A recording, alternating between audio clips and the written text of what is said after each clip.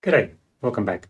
Today I'm continuing the series on World Chess Championship blunders, and we've moved on now to 1978 Karpov versus Korchnoi, the first of their two matches. From last time, I've skipped 1975, where you had Karpov and Korchnoi playing in effectively a candidates match, which, because Fischer did not play, Karpov became World Chess Champion as a result. And I may revisit that later on if I ever get around to looking at blunders in the candidates. However, let's move on to this match, which has got some pretty good blunders in it anyway, right? So it's quite a good match to look at. And of course, it was a very, very spicy match. These players, they kind of didn't see eye to eye in many ways. Okay, so let's switch over to the capture screen, Wikipedia first, just to give you a background on this match. So lots of funny stuff here. The hypnotherapist trying to hypnotize Korchnoi during the match and all that sort of stuff. So in the Philippines, 1978. Just quickly over the interzonal tournaments in terms of qualifying. You can see Meking, Polygevsky and Hort qualified from the Manila interzonal, and then the Biel interzonal. You got Larsen, Petrosian and Portish. Michael Tail just missed out.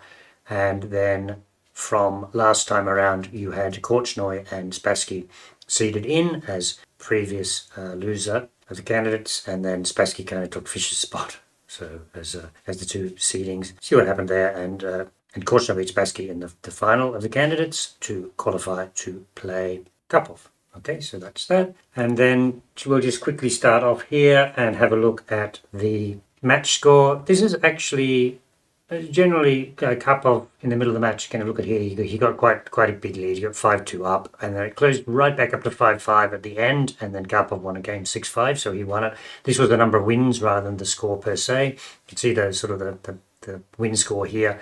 And if you consider that the first game we're going to look at is game 5, that Korchnoi could have actually won. This wasn't close in this area here, but this game could have been a lot closer. So I think any blunders in this match were doubly important. Okay, so that's the background, and now we're going to move to look at a number of games. We're going to look at games numbers. Let's have a look at the list here. 5, 13, 17, 25 and 31, and we've got a couple of quite interesting tactical ones, so I think that you should definitely look at the positions yourself before you go through the solution, which I'm showing you.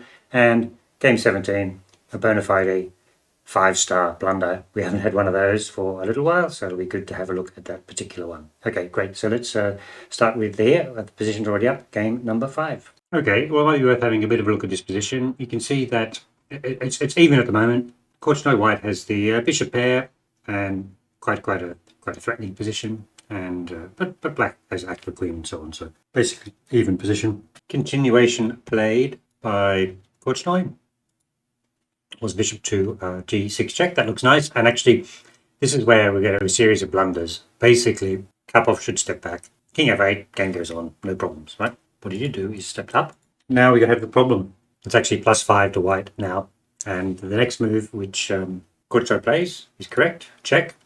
And the whole point about this is it's forcing the Black king forward. Now, Black is actually lost in this position anyway, but what he did, moving forwards, allows mate in 7, right? So if you look at the position, maybe you would have found the mate in 7. You can see that the Black king is getting driven into the middle of the board, which is obviously quite dangerous. And the logical thing to do is maybe study this position now so you can see the mate.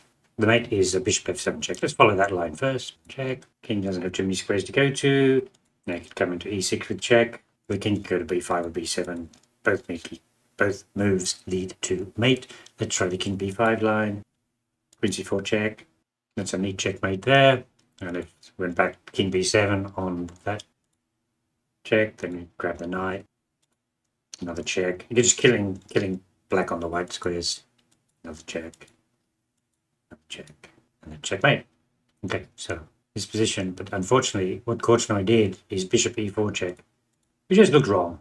He's swapping off a piece, which he'd rather have for the attack, and now it's back to even.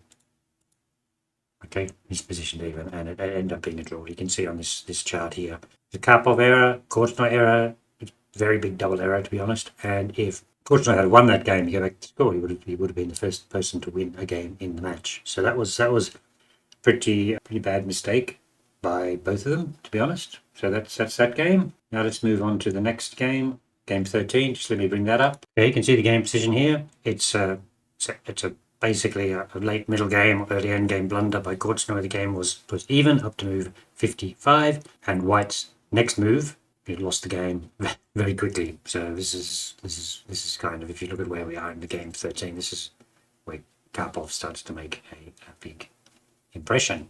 I mean, almost anything draws. Just move the queen, c5, bishop b3 or whatever, right? But queen to h4 is a big mistake. Have a look at it, see if you can work out what the winning line is. You can see the bar there, the only one winning line, which Karpov found, rook e4. What's happened is that the white queen has self-immolated itself. Which square is going to go to? Covered, covered, covered, covered, covered. And the rook's all covering it, right? So basically, this is not good. So that queen h4 was just terrible, just an oversight, right? So you've got a block with f4. And that saves the queen. There's various winning moves. Karpov played the best move, bishop b6. The f3 square is now going to collapse. And there's very little which White can do about it. Bishop, check. And now there's a mate. Queen h5, check. What are you going to do now? King back. Queen a1, check. King up. And rook e4. Just totally winning. I mean, obviously the bishop's covering this square. Queen's covering all these squares. Rook covering these squares. There's no survival. So that was unfortunately lost by Korchnoi in game 13. So let's move on to the next one. As you go along, you should try and sort of solve some of these problems as we go along. So game 17 is probably the most famous blunder in this match, and probably one of the top 5 blunders. So just let me bring that game up. Okay, here we are. Look at the score here. Basically totally even. Korchnoi played a move, and the game was over after Karpov's reply. What Korchnoi played, rook a1. Now Black played a move, and White resigned. Maybe you should have a look, see what's possible.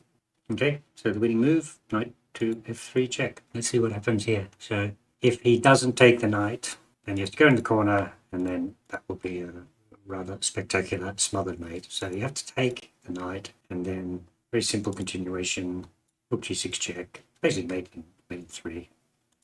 And you get the same another smothered mate continuation. Absolutely shocking. Mate in 3, basically, overlooked.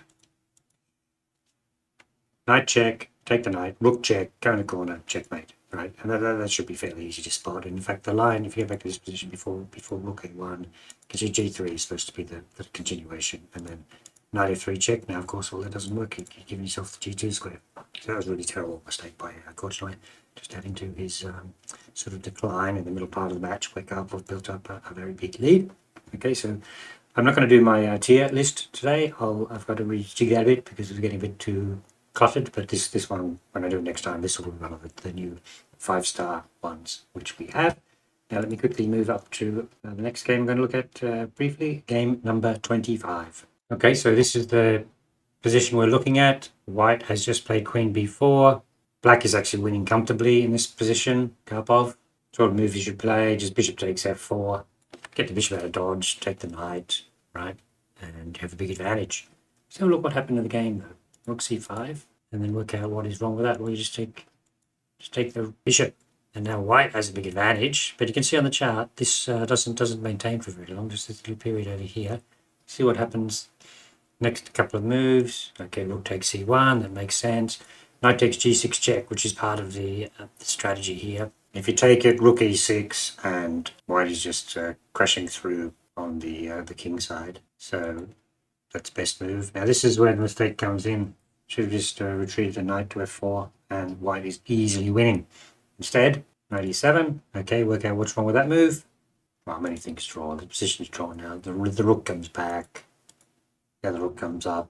And this game is now sort of all the excitement's over, and the sort of the attacking potential is not there anymore.